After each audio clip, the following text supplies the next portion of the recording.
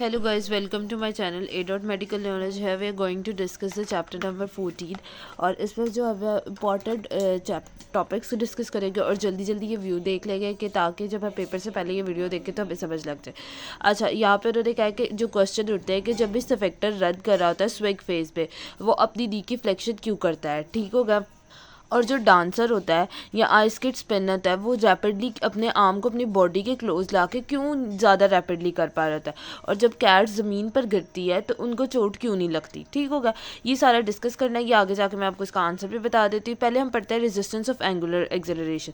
जब भी मोशन होगी एंगुलर मोशन में तो उसमें रेजिस्टेंस आती है। इनर्शिया जो होती है वो बॉडी की डेंसिटी होती है जो उसे रेजिस्ट कर रही होती है। ये कोई भी क्वांटिटी नहीं है, ये एक कॉन्सेप्ट है, ठीक है। जो इनर्शिया जो होता है वो डायरेक्टली प्रोपोर्शन होता है मैस के। जैसे जैसे हम मैस को इंक्रीज करते जाते हैं वैसे वैसे जो होता है हमारी रेजिस्टेंस इंक्रीज होती जाती है। फॉर एग्जांपल, अगर मेरे पास एक पेन है तो इसको उठाना एज़ कम्पेयर टू आसान है, एज़ कम्पेयर टू अगर मैं ज्योमेट्री रख दूँ या मैं कोई बड़ा बैग रख दूँ उसको उठाना मुश्किल होगा, उसमें मुझे रेजिस्टेंट रिकवर्ड ज़्यादा फेस करनी पड़ेगी as compare to pen. Pen हल्का है, इसका मैस कम है, इसलिए मैं ईजिली उठा लूँगी, ठीक होगा। एडिशनल फैक्टर जो होता है ना इसको जो कर रहा होता है वो होता है कि डिस्ट्रीब्यूशन ऑफ मैस की डिस्ट्रीब्यूशन के एक्सेस ऑफ रोटेशन से, मतलब मैस जो है वो डिस्ट्रीब्यूट किस तरह हुआ है एक्सेस ऑफ रोटेशन से। ये एम्प्लीफाई जो हम करेंगे बैट पे करेंगे, इसकी एग्जांपल देखते हैं। अब ये ना फिगर 4.2 देखें, यहाँ पे ना इन्होंने एक एग्जांपल दी हुई है बैट की, ठीक है। ये देखें, ये बैट है हमारे पास, ठीक है। ये देखें बेसबॉल बैट है, और ये जो होता है ना मैं आपको पहले बता देती हूँ, ये जो मोटा एंड हो रहा है ना जहाँ से, इसे कहते हैं बैरल ऑफ बेसबॉल, ठीक होगा। ये हमारा रिस्ट जॉइंट है जहाँ से हमने इसको पकड़ना है, मतलब फोर आर्म से हमने इसको पकड़ना है, यहाँ से ये ग्रिपिंग एंड है हमारा, और यहाँ पे हमने मैस की डिस्ट्रीब्यूशन कर दी। अब हमने क्या कर दिया कि एक सर्कल में रिंग ली मैस की और वो यहाँ पे लगा दी और यहाँ पे लगा दी। अब मुझे बताएं कि किसको पकड़ना आसान होगा और किसको मुश्किल होगा। ए को पकड़ना हार्ड होगा क्योंकि देखिए इसमें आपने डिस्टेंस को इंक्रीज कर दिया। जब डिस्टेंस को इंक्रीज कर दिया तो मैंने बताया जिसका डिस्टेंस इंक्रीज हुआ वजन ज़्यादा होगा। जब वो ज़्यादा हो जाएगा तो उसको जो है रेजिस्टेंस को ओवरकम करना मुश्किल हो जाएगा, तो मूवमेंट ऑफ इनर्शिया क्या हो जाएगा, ज़्यादा हो जाएगा। तो जो हमारे पास बी है उसको हम ईजी से कर सकते हैं क्योंकि इसका डिस्टेंस आर कम है, इसका मूवमेंट ऑफ इनर्शिया कम है और ईजी टू यूज़ हो सकता है क्योंकि ये हमारे पास क्या है, क्लोज टू द एक्सिस है। ये जो है ये अवे फ्रॉम द एक्सिस है। ये बात जो है इस पैराग्राफ में लिखी है। देन उनके बाद ना हमने पढ़ा हुआ force is equal to M A. अब यहाँ पे जो यूज़ हो रहा है ना वो यूज़ हो गया I is equal to M R, inertia is equal to mass R का स्क्वायर। जिस तरह हम डिस्टेंस ज़्यादा करते हैं उसी तरह हमारा इनर्शिया ज़्यादा होता है। जैसे कि बैट की एग्जाम्पल में हमने देखा कि हमने इसमें जो है वो डिस्टेंस को क्या किया, ज़्यादा कर दिया, हमारा इनर्शिया ज़्यादा हो गया, रेजिस्टेंस हमें ज़्यादा फेस करनी पड़े। यही फॉर्मूला की एप्लीकेशन है और मैस जो है वो डायरेक्टली प्रोपोर्शन है यहाँ पे, ठीक होगा। ये बात आपने कर ली, ठीक है। और अब उसने कहा है कि यहाँ पे कि similarly easy to swing the bat held to grip normal hand position bat turn around the held by the barrier, ठीक होगा। अब वो कह रहा है कि आप बताएं कि जो अगर आप उसका यहाँ से पकड़ के बैट को करती हैं तो ईजिली आप स्विंग कर सकते हैं कि जब बैरल से पकड़ के करेंगे। अगर आप बैरल से करके पकड़ेंगे तो इसका डिस्टेंस और कम हो जाएगा तो ईजिली स्विंग हो पाएगा, ठीक होगा। अब दूसरी बात इसमें बताई हुई है कि ना जितना ज़्यादा हमारे पास more the mass position away from the axis of rate the more difficult to initiate angular motion. जितना ज़्यादा मैस डिस्ट्रीब्यूशन से वो अवे होगा उतनी ज़्यादा हमें, मतलब डिस्टेंस ज़्यादा होगा उतनी ज़्यादा हमें डिफिकल्टी होंगी एंगुलर मोशन के। अब यहाँ पे उसने बताया कि रेजिस्टेंस एंगुलर जो depend not only the amount of mass distribution, और किस पे डिपेंड कर रही होती है, एक्सिस ऑफ रोटेशन से, जहाँ पे रोटेशन है। अब ये देखो, ये हमारे पास कोई भी एक्सिस ऑफ रोटेशन है, यहाँ से मूवमेंट स्टार्ट होनी है और ये मैस है, और ये जो है ये आर हमारे पास क्या डिस्टेंस है। जैसे जैसे हमने आर को इंक्रीज किया वैसे इनर्शिया हमारे पास इंक्रीज हो रहा है, यही है बात होगी, ठीक होगा। इसकी वजह से हम कह सकते हैं कि इनर्शिया हमारे पास मैस और डिस्टेंस पे डिपेंड कर रहा होता है, ठीक होगा। अब देखो हमारे पास एक और एग्जांपल यहाँ पे आती है कि ये फॉर्मूला जो होता है मैस जो होता है, ये देखें ये बैट में डिफरेंट मैस के पार्टिकल ले लिया और इन सबको जब हम ऐड करेंगे समीशन डाल के मैस और इसके सारे इन सबके डिस्टेंस जो डी है उनको आर का स्क्वायर ऐड करेंगे तो हमारे पास टोटल इनर्शिया फाइंड हो जाएगा। अब एक और कॉन्सेप्ट आता है चॉकिंग अप, ठीक है। चॉकिंग अप से पहले मैं आपको बता देती हूँ यही बात, ये जो एक्सप्लेन किया मैंने एक्सिस ऑफ मूवमेंट की, कि ये देखें ये हमारे पास ये हमारा एक्सेस ऑफ रोटेशन है, ये मैस डिस्ट्रीब्यूशन है और ये हमारे पास क्या है, रेडियस है। ये इजी टू मूव है बैट को, क्यों है, क्योंकि इसका जो रेडियस कम है, डिस्टेंस कम है रेस्ट से, तो हम रेजिस्टेंस पे ओवरकम इजीली कर सकते हैं। लेकिन अगर हम एक्सेस ऑफ रोटेशन को हम पास ले आए तो इनर्शिया में क्या हो जाएगा, लेस हो जाएगा। अब हमने क्या किया कि हमने मैस डिस्ट्रीब्यूशन को ना छेड़ा बल्कि एक्सेस ऑफ रोटेशन को थोड़ा कम कर दिया। काम हमने क्या किया, हमने आर को कम किया। जब आर को कम किया तो इनर्शिया कम हो गया, इनर्शिया कम हो गया तो रेजिस्टेंस को हम ओवरकम इजीली कर पाएंगे और इजी टू मूव होगा हमारे पास, ठीक होगा। इससे हम जहाँ पे हम एक्सेस को कम करें, जहाँ एक्सेस को छेड़ें, वो हमारे पास चोकिंग अप होता है, ठीक होगा।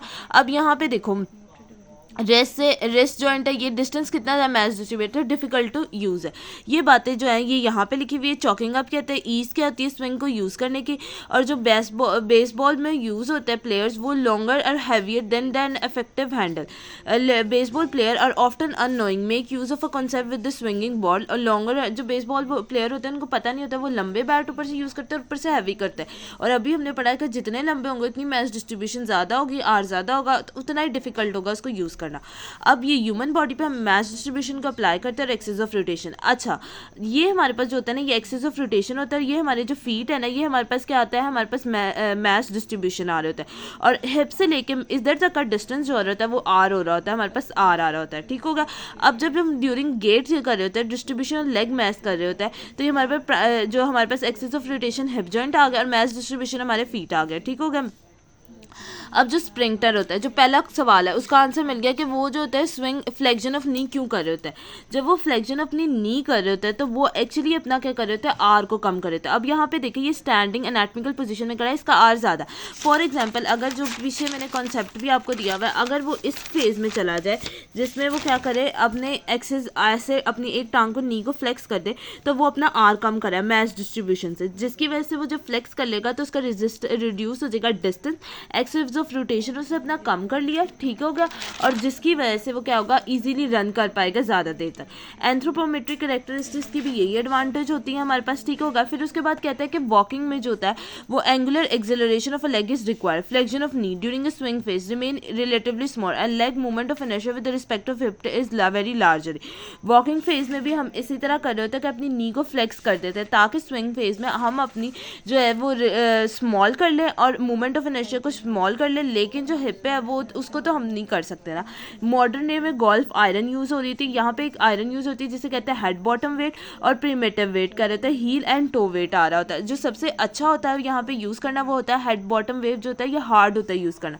सबसे अच्छा कौन है, पेरीमीटर वेटेड होता है, ये ईजी टू यूज़ होता है क्योंकि इसमें ईजी टू यूज़ है तो इसमें आर्क हो गया वो कम होगा पेरेटिव वेट। और हील टो में होता है ये डिफिकल्ट टू यूज़ करना था। अगर इसकी नंबरिंग कीजिए तो पेरीमेटिव वेट हम मोस्टली अप्लाई कर लेते हैं, नंबर 1 पे आ जाता है, दूसरा हील टो वेटेड आ जाता है और तीसरे नंबर पर बॉटम टो आ जाता है, ठीक होगा।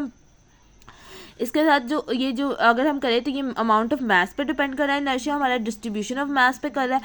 और क्या कर रहा है कि जो हेड ऑफ अ क्लब जो डिज़ाइन किए जाए कि increase the head of inertia reducing the tendency of a club to rotate, ताकि वो जो है उनको जो इस तरह हम डिज़ाइन करें कि वो रोटेशन ज़्यादा कर सके और हमारे पास एनर्जी हमें कम यूज़ करनी पड़े, इसीलिए तो हम बायोमैकेनिक्स पढ़ रहे हैं। अच्छा, अब क्या कह रहा है कि हमने मूवमेंट ऑफ इनर्शिया को डिटर्मिनेट करना। अब हमारे पास अगर कोई सर्कल हो, स्क्वायर और रेक्टेंगल हो तो हम easy to compare human body से कर सकते हैं, लेकिन ह्यूमन बॉडी क्या होती है, इरेगुलर होती है, इसकी मैच डिस्ट्रीब्यूशन होती है, राउंड कहीं की होगी, कईयों की बॉडी शॉर्ट होगी, कईयों की बल्की होगी, कईयों की पतली सी होगी, कईयों की बोन डेंसिटी ज़्यादा होगी, कम होगी, ठीक है। डिफरेंट एक्सिस ऑफ रोटेशन अगर तो मैस ऑफ डिस्ट्रीब्यूशन भी चेंज होता रहेगा, ठीक होगा।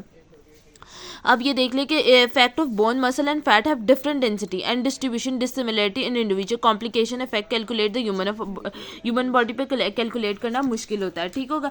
और उसने एक और बात यहाँ पे की है, there are formula available for calculating the movement of regular shape solid have a model human body as composition of various geometrical shape. अच्छा, वो क्या कह रहा है कि आपने क्या करना है कि आपने इस तरह आपके पास सर्कल रेक्टेंगल में फाइंड करने के है ना, इसी तरह बॉडी का एक सेगमेंट लेके आपने उसका मूवमेंट ऑफ इनर्शिया निकाल देना, तो आपको समझ लग जाएगी कि बाकी का क्या है, ठीक है। रेगुलर ज्योमेट्री शेप होती तो हम इजीली कर पाते, लेकिन ह्यूमन बॉडी जो है वो हमारे पास डिफरेंट है, इरेगुलर है शेप की, जो हेट्रोजीनियस है, मैच डिस्ट्रीब्यूशन डिफरेंट है, तो इसकी वजह से हम डिफरेंट करेंगे।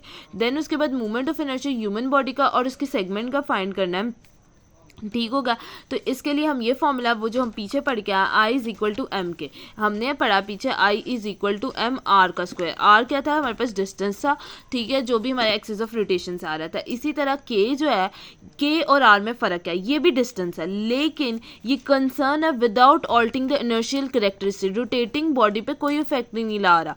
मतलब यहाँ पे तो हम बैट को स्विंग कर रहे थे ना, और डिस्टेंस पे डिपेंड करता है कि डिस्टेंस ज़्यादा होगा तो उतनी ही ज़्यादा आप स्पीड से मारेंगे, उतना ही ये फैट है मेरे पास उतनी ही मैं मारूंगी और फिर अगली बॉडी जो होगी वो रोटेट करेगी। लेकिन इसमें जो होता है, क्योंकि हमने बॉडी को रोटेट तो करवाना ही नहीं है, तो ह्यूमन बॉडी में ज़्यादातर के यूज़ कर रहे होता है। इसका फ़ायदा ये होता है, ये भी डिस्टेंस के बराबर होता है, लेकिन ये कंसर्न होता है कि initial characteristic of rotating body के साथ इसका कोई लेन देन नहीं है। ठीक हो गया।